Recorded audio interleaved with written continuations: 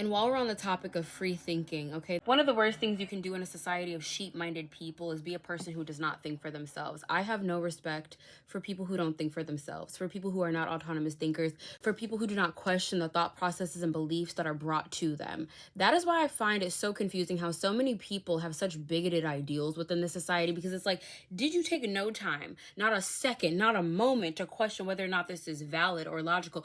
This is how I feel about those people who like claim religion, yet they are like the most racist, bigoted, sexist, homophobic people you've ever met in your life. They don't have a single mind to conceptualize the idea that being more loving is better than being hating. It's like little things like that, guys. You cannot be in the society of sheep-minded people and not think for yourself, okay? This is my regularly scheduled announcement. We need free thinkers. We need free thinkers. We're becoming a society of brain-dead people because y'all don't know how to question other people's beliefs, because y'all don't know how to question the things that are being fed to you, because y'all don't know how to formulate your own beliefs and ideals about things beyond what you are told, right?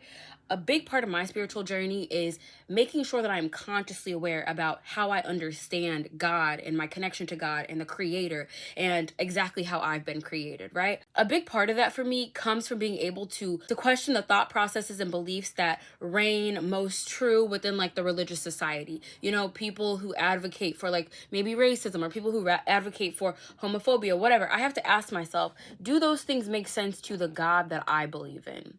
Do those things really make sense to the God that I believe in and the connection that I have cultivated, the unconditionally loving, connection that I have cultivated? This is just in terms of my spirituality, but this rings true even for things that are not within the realm of spirituality. You have to ask yourself, do these things fall within the bounds of what I find is acceptable, or what I feel is true or understandable, or things that I can resonate with? A lot of y'all will hear a statement of hatred and resonate with it just because a book said something like it, or because other people before you have believed and co-signed an ideal. That is not being a critical or an autonomous thinker, right? Because you have to be able to question the validity of statements, the validity of reasoning. You have to be able to differentiate whether or not something actually makes sense to you or not. And a lot of people cannot do that. They're just going with the first thing that they heard and they went running with it. And sometimes it's not even the first thing that they heard. It was just the first thing that they could actually comprehend. Let's not even get into that, okay?